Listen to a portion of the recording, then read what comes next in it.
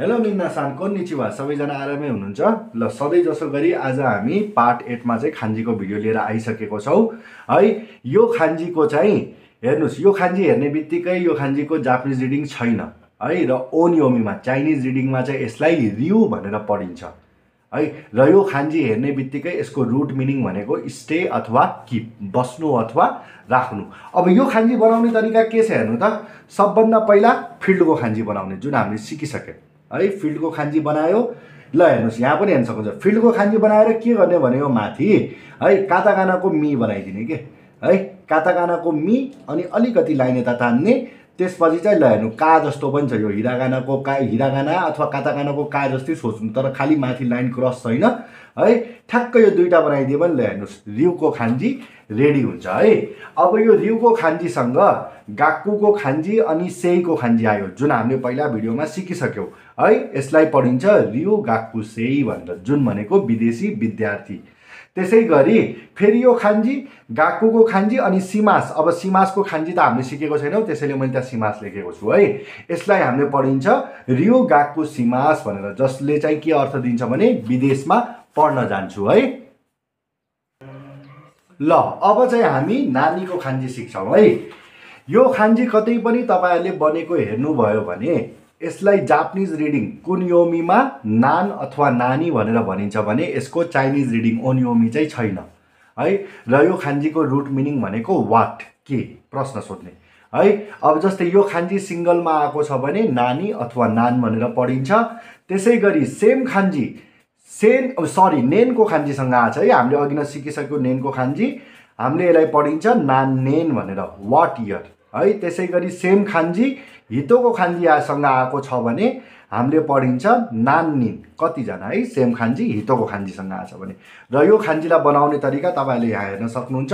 First step, second step square बनाइदिने है र थर्ड स्टेपमा कम्प्लिट हुन्छ।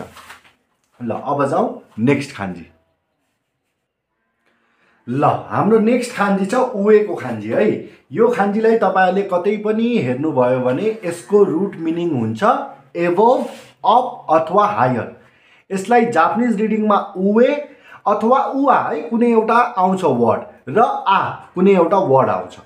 त्यसै गरी ओनियोमीमा ज्यो भनेर पढिन्छ है। अब यो खान्जी बनाउने तरिका हेर्न सक्नुहुन्छ।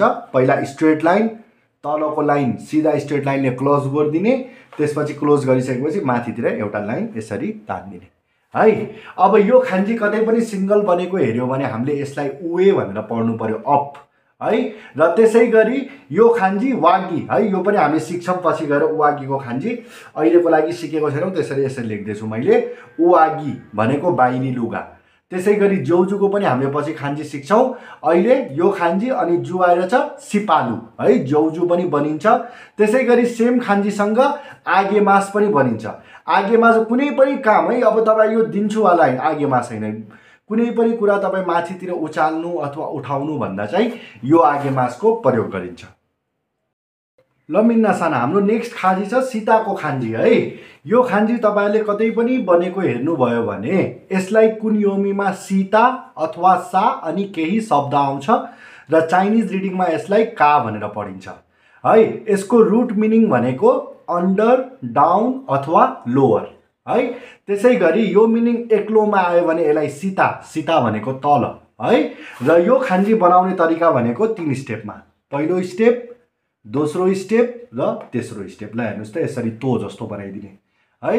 त्यसै गरी यो खान्जी गेमाससँग आयो भने यसलाई पढिन्छ सागेमास भनेको चाहिँ तलतिर होच्याउनु।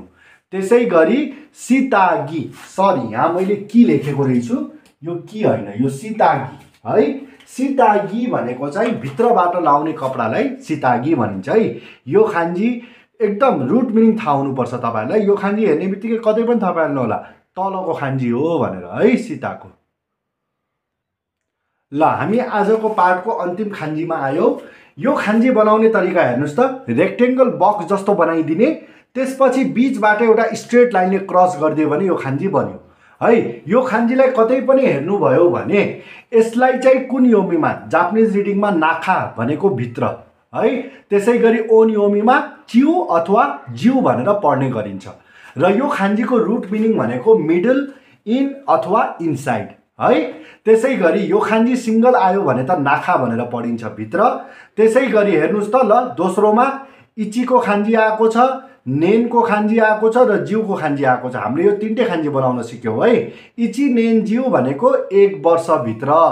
त्यसै गरी है यो खान्जी अनि गोकुको खान्जी पनि हामीले पछि सिक्छौँ है। यसलाई हामीले पढिन्छ चिउ गोकु भनेको, जुन भनेको चाहिँ चाइना भनेर।